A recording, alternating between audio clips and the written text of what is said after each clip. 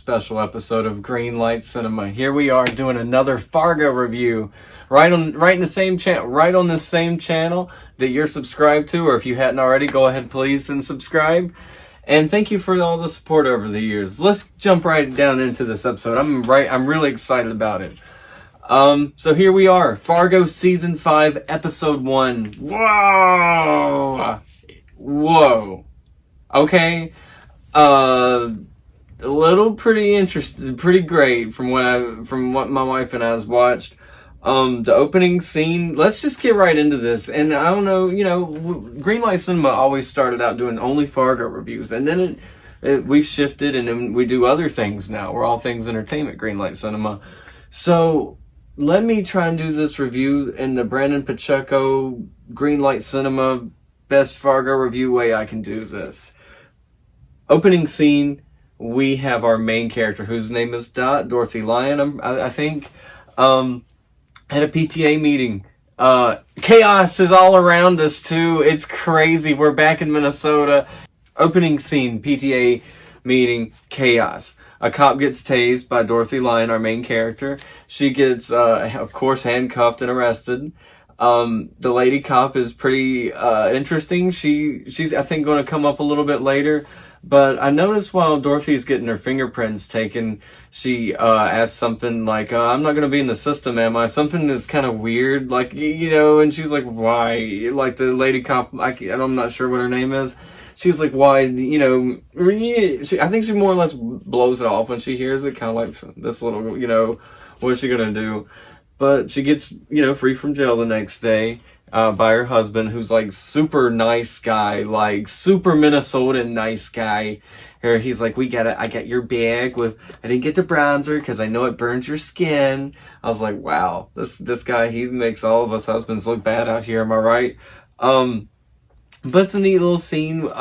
He says that they have to get to his mom's because they're having a Christmas card. And, even though it's not Christmas, it's like fall, I believe, because we hear this is Halloween in episode 2, and I will get into that in the next episode, but hang on, let's stay on this one. Okay, so they get to this little mansion. Like, this place looks like an office. It doesn't even look like a house, but this is where Dorothy, our main character, this is her in-laws, and it's interesting. We have their child, who's going by Scotty, who's a girl, but I think she identifies with like a male, which I think is very interesting and progressive in Fargo. I mean, we've never had that before, so yeah, that was interesting. And Scotty, by the way, is the name of the kid from the first original film. I love this episode in this season so far. I mean, I've only seen 2 episodes, but I can tell that it's already fallen into the great same Fargo beats, like I like to talk about in previous episodes.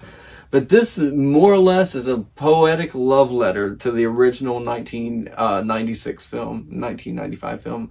I love this. Okay. So let's get back. All right. I took notes. All right. Okay. So wacky Christmas card, and they take the Christmas card picture or whatever, and they all have like machine guns in their hand. Like even Scotty, the kid, it's like, whoa. Okay. This picture, I bet's gonna come up later because we'll get into Dorothy. Okay, Dot's in-laws and her husband are all like, you had a kind of a wild, PTA meeting, hon. Why don't you just stay at home for a little bit? And she's like, whatever. So she's like, well, I'm gonna make Scotty's Bisquick, Nesquik, some quick. So she's at home, hanging out, watching TV, like the original film, beat for beat. And we have two drifters trying to break in or whatever, like the original film. She gives them a hell of a fight, which was so fantastic and fun to watch. I was like, yes, why couldn't Jean get this in the first movie? We root for Jean. She does get kidnapped. I don't want to give out every little thing because this is such a great episode. Please, guys, check this out. It's Fargo season 5. It comes on FX Tuesday nights at 9:00 and on Hulu the very next day. If you don't catch it, like me and my wife and I were watching it on Hulu because we kind of stay busy around the house with the kids around the holidays. So yeah, I don't want to bring up a whole lot. She gets kidnapped, but she's on her way to Fargo. I noticed because the state trooper that pulled her over or pulls them over is a Fargo. I mean, they're Fargo, North Dakota, or they're North Dakota state trooper is what we see. And she doesn't sweat this a bit. The bad guys, of course, too. She breaks free, takes off running barefoot in the snow. We have a wonderful shootout at a gas station because that's where she escapes to. Where she actually has to help and assist our police officer, which was great. It's like she's Captain Marvel. No. That's a poor example. She's like Black Widow. Like, so we'll get into this character. We're at this gas station. Just this little lady who's maybe 100 pounds soaking wet, like they said. She is she's got ice as a weapon. She knocks out the guy. She's like, there's gonna be a window out in the bathroom. She's like, let me go back there and check. Clocks the guy with ice.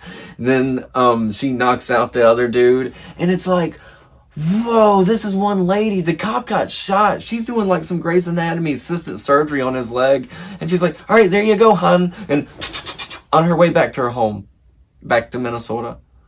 And I'm like, whoa. I'm like, yo, this is a cool lady. I like her already.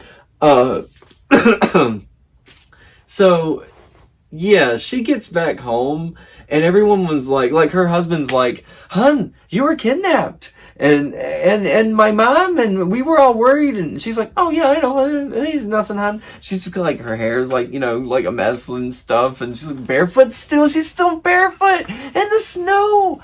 This lady's like Black Widow or something. I'm like, golly, she's like an assassin. So she saves the cop's life, doesn't like bother getting herself help. Her own help is getting herself home. That was her help. And so she makes it home. Normal for her, I guess. But everyone around her is like, who is this really? And she dreams about like John Hamm, which sounds weird, I guess. Is that what women normally dream about? I don't know. So she's dreaming about John Hamm, who is going to come back in episode 2 because he's like an interesting character. I'm guessing she's our protagonist, right? And I'm guessing John Hamm's our antagonist. He looks like he's going to be... Is he just an asshole or a jerk for every movie? Can I ask all you fellas a question? Jesus, what? I don't know. All right. I just checked the thing. It says I've ran 8 minutes is the runtime, which is pretty good for a Fargo review. I mean, for me anyway.